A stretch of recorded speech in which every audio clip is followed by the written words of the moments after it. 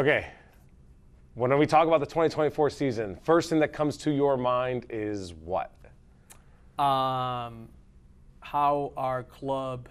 Be honest. No, it doesn't have to be overly positive. No. Okay, so for me, honestly, for me was, going into the season, we have a really good team. Expectations are high. Everyone is healthy in spring training. We have a couple of injuries, but you're going into the season thinking, okay, here we go. We're in a really good spot, and then all of a sudden the wheels come off. Injuries, more injuries to our starting rotation. There was some underperformance. Our first 2 weeks of the season, we were facing playoff caliber teams, and we weren't playing well. So it took us a while to recover. And my thought was throughout that time was, all right, stay positive, stay calm. This is a really good team. It's 162. You're not playing 60. So for me personally, that was what I was really telling myself every single day. I was trying to, working hard to stay positive as the leader of the club, try to still communicate and still be the same guy with the players.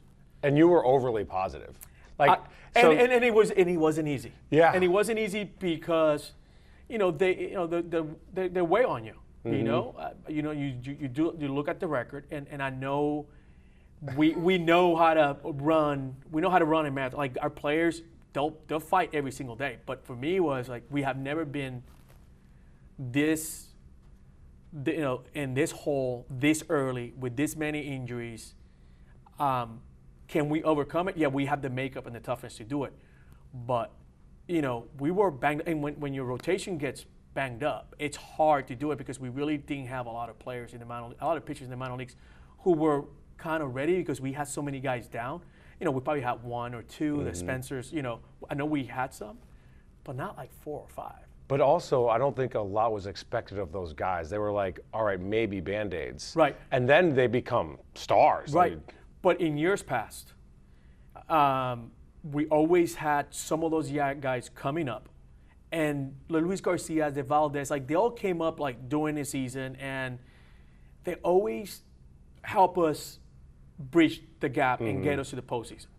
So, yes, we did not think that they were ready, but once you come in the clubhouse and they see the necessity and what it takes and what we need, they all clicks and they all feel like, I need to step up. I need to do something to help the club.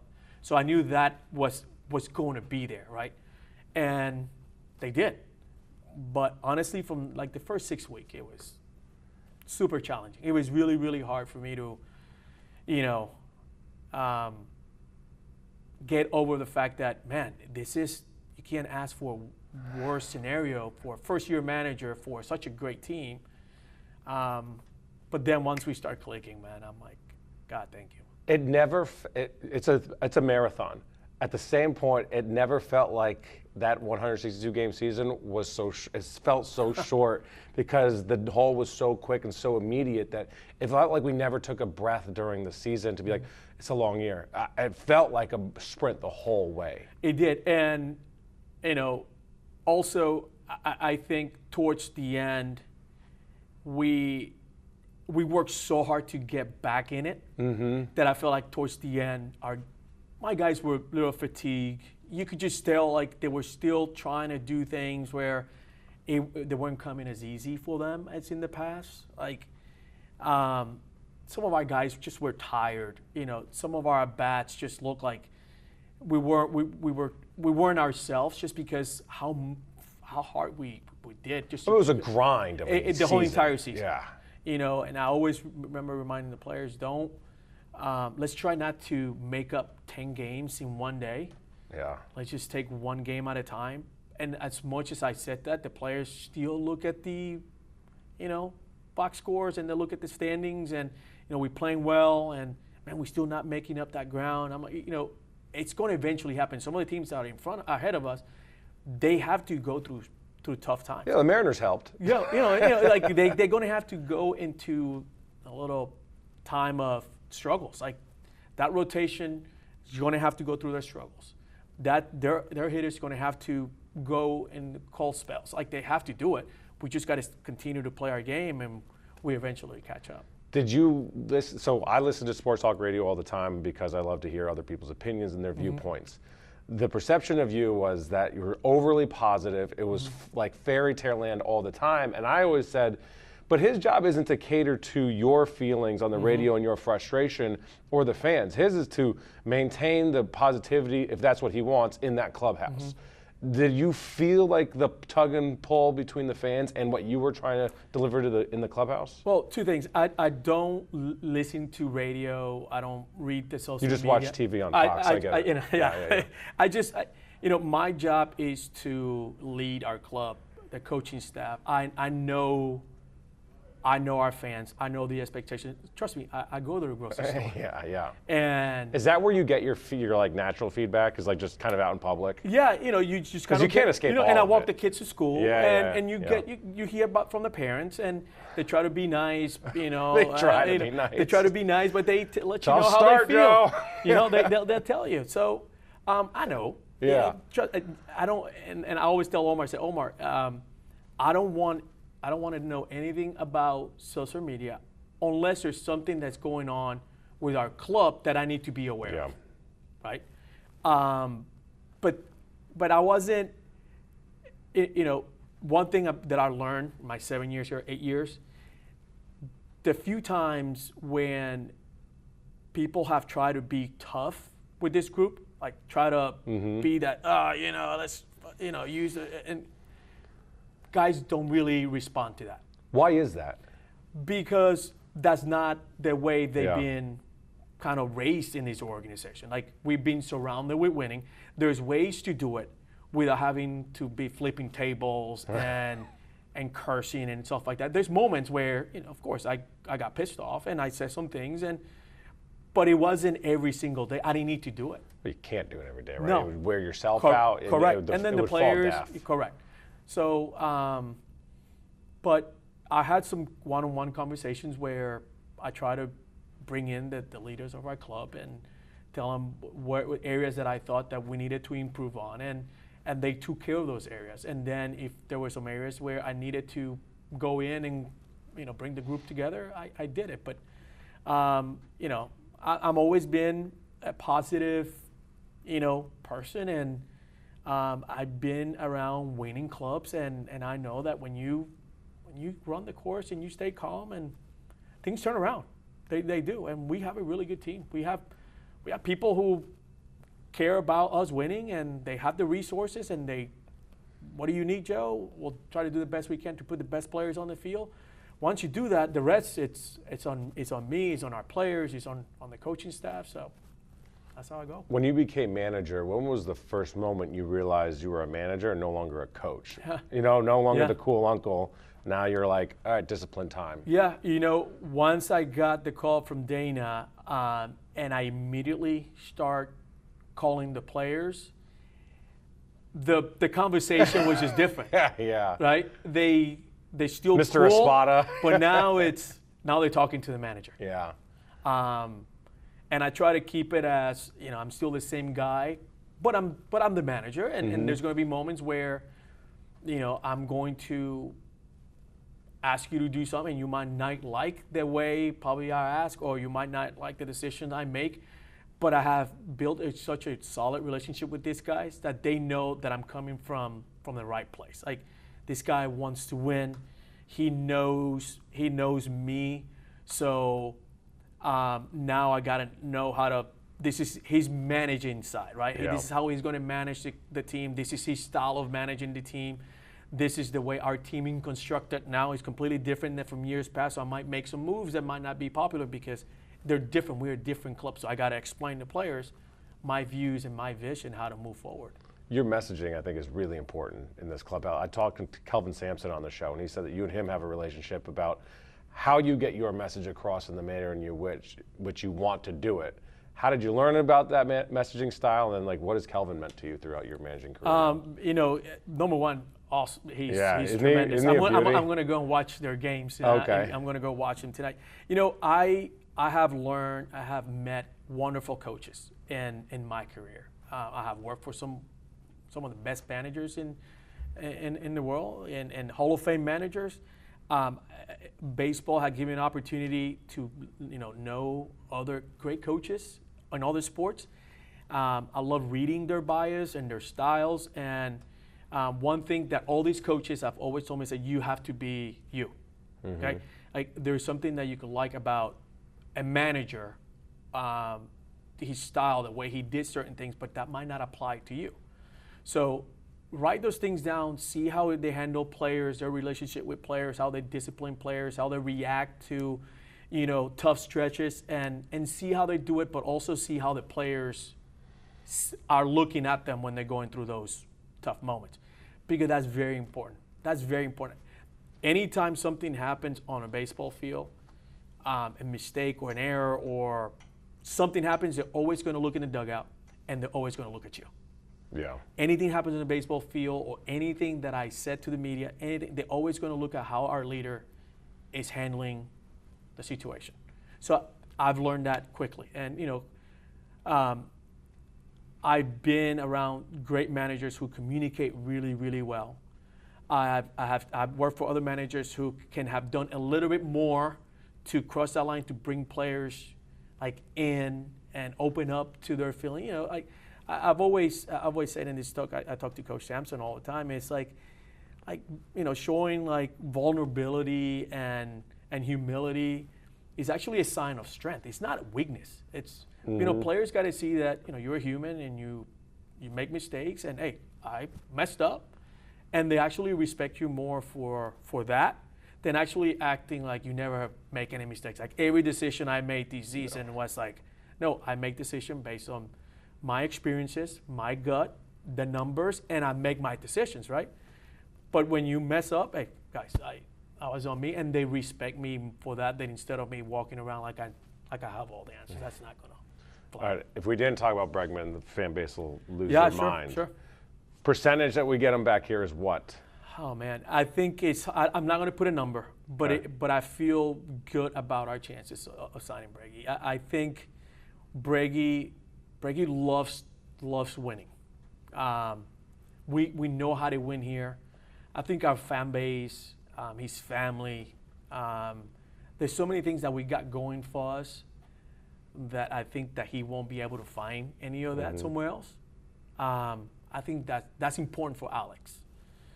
Going somewhere else to start, again, so it'd be something that I don't know if Alex wants that.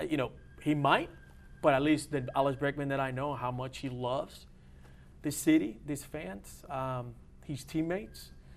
I think we have that going for us. Now, the business side of things, and that's different. There's other teams that probably are looking for a winning player. This guy is a winner. This guy is a champion. This guy is a Gold Glove, defender. This guy is a really good hitter. This guy makes people around him that much better. Like, you're not only acquiring a really good player, you're acquiring a great clubhouse guy, a guy that loves to be out in the community. Like, organizations value that. We value that. So I hope that he knows that we got that going for us, and we don't want to lose him. So we're trying our best. Dana is working his tail off trying to improve our club. So hopefully we get that done. Do you have a say in the match? I mean, I know you have a say, but do you just kind of say one thing and then it's the agent and Dana going at it and you're kind of out of it unless Alex reaches out or unless you want to say something to Alex? How does that work from the managerial standpoint? Well, I love recruiting. Yeah. So I'm always on the phone working with these guys. I usually just I'm on the phone with these guys the whole entire off season, and but I do have a seat on the table, and me and Dana, we talk almost every day. What's your thoughts on this guy? What's your thoughts on these players? What do your lineup will look like if we add this guy? So it's constant feedback, which is unbelievable. Mm-hmm. And once I give my opinion, now it's their job to put the team together. But definitely I have a say in the process. But my job is to manage a team, and Jim and Dana, they approve those moves, and but we are definitely on the same page when it comes to putting good players who are coming in this clubhouse are going to fit right in. I asked you about your faith at the podium. Were you hesitant to talk about your faith in that moment? What did your faith mean to you throughout the season because of the ups and downs and just getting here? No, you know what? In not hesitant, I just think that people of faith, for some reason, they don't like talking about it. And I wish I get asked more about it because that's my foundation. Like, I wake up in the morning and the first thing I do is like, hey, God, thank you for another day. Yeah. You know, I look to my right. Thank you for my wife who's here with me. I hear my kids running around, my dog, right? Like all those things. I wake up. It's another day that I get to enjoy this, right? And you know how far I've come is because of my faith. The job I have is because of my faith. I could talk about my work ethic and my experience in baseball. Oh, yes, but you know, God has me here for a reason. You know, I didn't get other jobs because God wanted me here. I really believe that, and I have the best job in the world. And there isn't a day that I remind our kids how God has blessed me, has blessed them, and but He's the one that holds me together. He's the one that helped me get through last year. It was not easy. What did that moment look like? Because so many people that don't have a faith, they're like, oh, it's super easy to think that there's a God when you're making millions or when you're on TV and you have a great job and everything's well. So like when it's going poorly and the public is bashing you and you're not winning and it's your first season and it feels like your world might be crumbling, what's that faith like? What's that conversation like in your prayer? So, you know, I tell you something about this club. Like our team, and this is the stuff that our fans don't really see, but on Sundays, Baseball Chapel. You go to Baseball Chapel here, and there's no players in the club. They're all in Baseball Chapel. We have one in Spanish. There's like 9 of them there. And then the one in English, there's 9 or 10 guys in there. Like this is a team who players have faith. They know that, and it's something that we don't talk about it much. But a lot of our players know that they're being blessed with this ability to play an incredible game. They're talented. You know, we have been to playoffs 7-8 years. They know that there is help from above that is helping our club, carrying us through some really tough times. Me personally, when we were going through those tough times, you know, those prayers become more intense. I have, it becomes like 3-4 a day, sometimes like during the game. Please. And not so much asking, it's more I thank him for the moment that I'm in. Like, and that's another thing that Coach Sampson, I remember a text message he sent me. He said, Joe, don't forget about, being present. Be where your feet are at. Like sometimes you're down in the standings, but, make sure that what you're going through right now, you address those issues. Make sure that you thank God for those moments because He's got you there for a reason. If you're a believer, He's in control and you're not. So yes. this weather, this storm is going to pass. How are you going to weather the storm? Are you going to be throwing stuff around? You're going to lose your head? Or are you going to be like, God, thank you for this. Even though don't like where we're standing right now, but I know that you have us here for a reason. I mean, He tells us to not be thankful for everything, but be thankful in everything. During, of course. So with that backgroround, the Jose Abreu situation, yeah. How do you handle that as a man of faith, as a man that loves Jose Abreu as a human being, but also like, this ain't it. This ain't happening. Yeah. What was that like for you? That's been the toughest moment in my managerial career. By far. He tried so hard.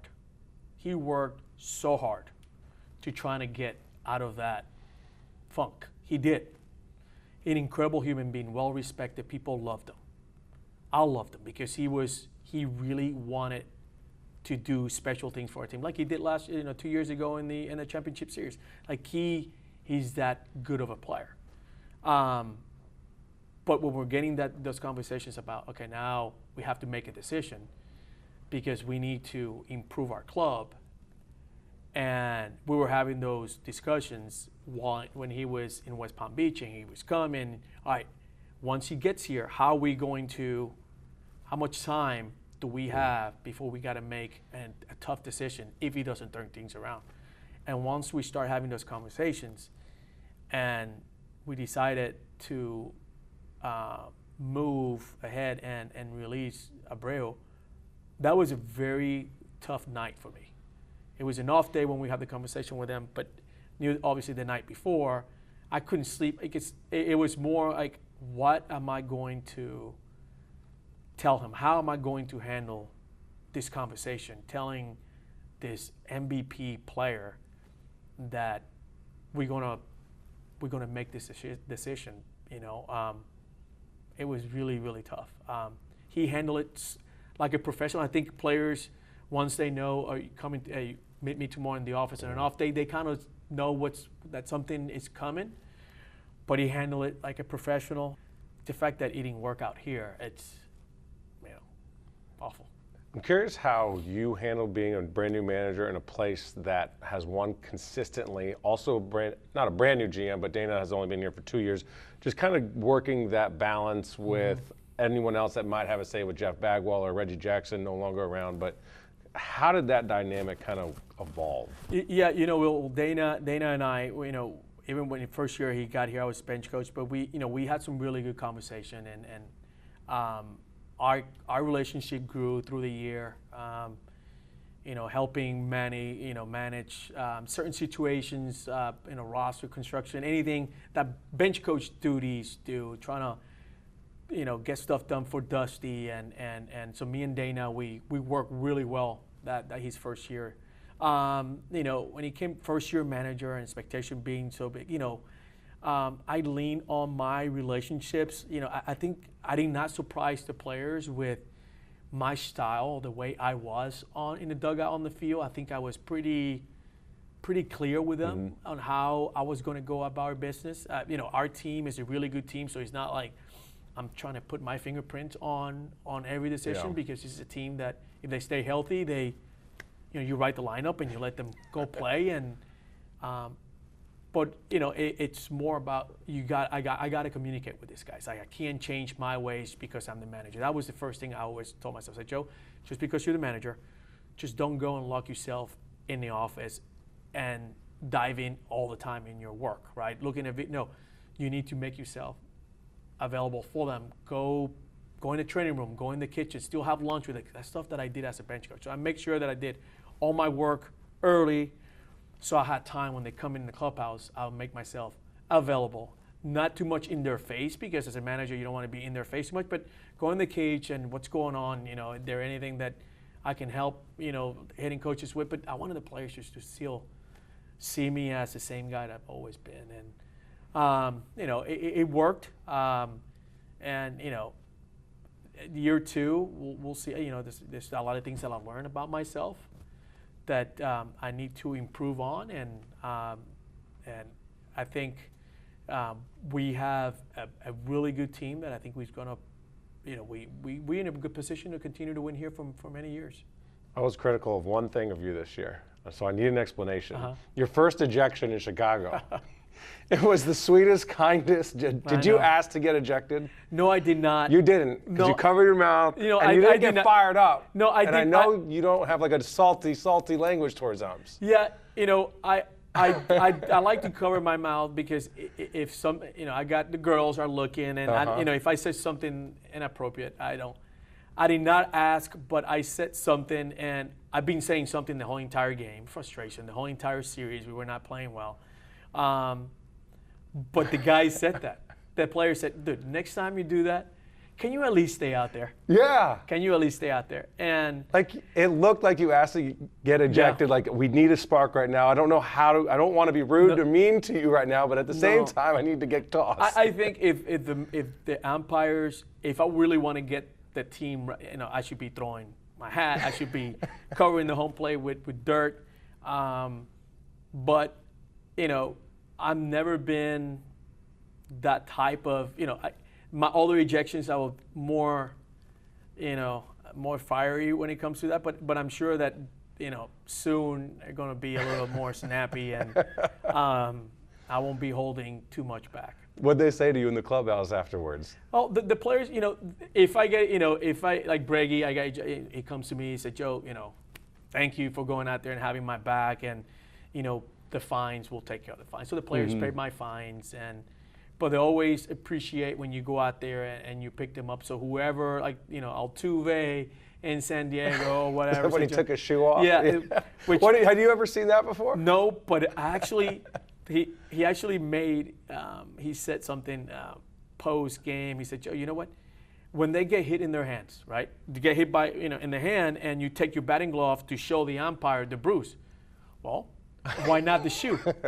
So when he said that, I started laughing, but I've never seen it before. But I love the fact that he wanted that at bat so bad. Yeah. Like, he wanted to be in that moment, of course. Like, he wants to get the big hit like we've seen for many years. But the fact he took his shoe off, how much he cares about winning. And I don't care if people, shoe off.